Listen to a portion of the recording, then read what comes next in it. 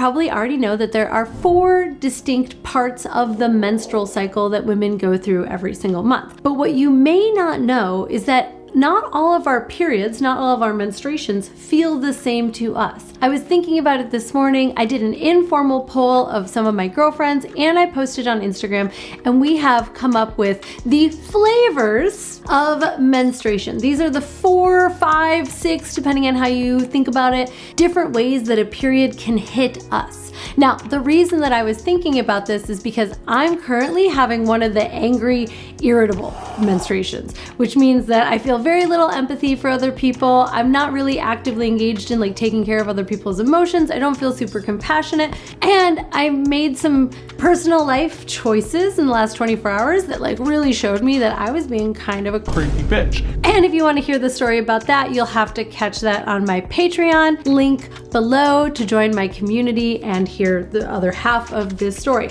But for purposes of YouTube, here are the flavors of menstruation as I experience them and as my friends do.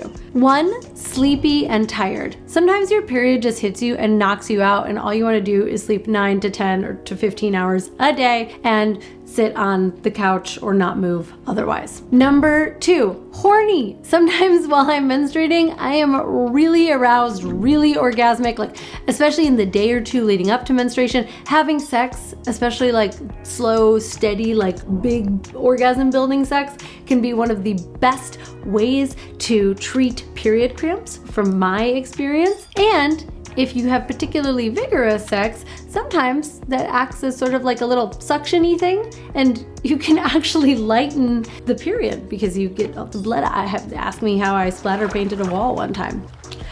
You can do that responsibly by using a waterproof sex blanket like the ones made by Liberator. I'll put an affiliate link for that in the description as well. All right, number 3, this is the kind of period that I'm having right now, angry and irritable. We just feel bitter. We don't have any time or extra energy for any nonsense or any bullshit. This is actually a great time for women to have difficult conversations, boundary conversations, to call people out on their BS, especially if you're kind of like a people pleaser or you struggle to like say the truth of what you mean.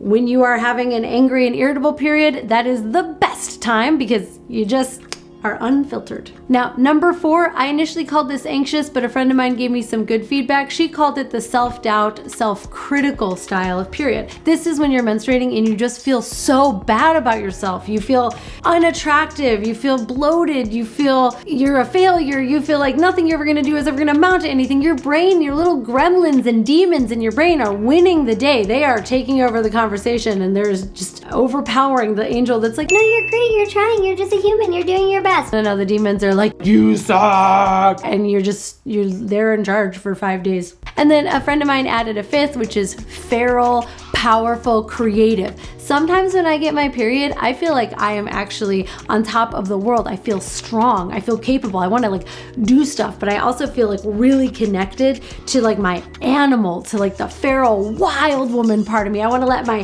hair be a mess and I want to like wear clothes that are stained and like not give a shit about how I look in public or who's looking at me or what I say or what I do. And sometimes that we can kind of have like a period that mixes 1 or 2 or even more of those. Sometimes I imagine, we can have all of them all at once. So those are kind of the flavors of menstruation as I see it. And then just as a little bonus, the opposite time of the month when we are ovulating, when we are our most fertile and impregnable, for me, the 4 flavors that I feel during ovulation are horny, just want to be ravaged, creative, just want to like make things. I want to bake things, I want to like draw, I want to write poetry, which I don't usually do during the rest of the month. Number 3, social. I want to like go out there and talk to people. I want to be with the people. I want to call my friends. Like I just want to gather the humans and be in community. And then number 4, manic, where you feel so awake and alert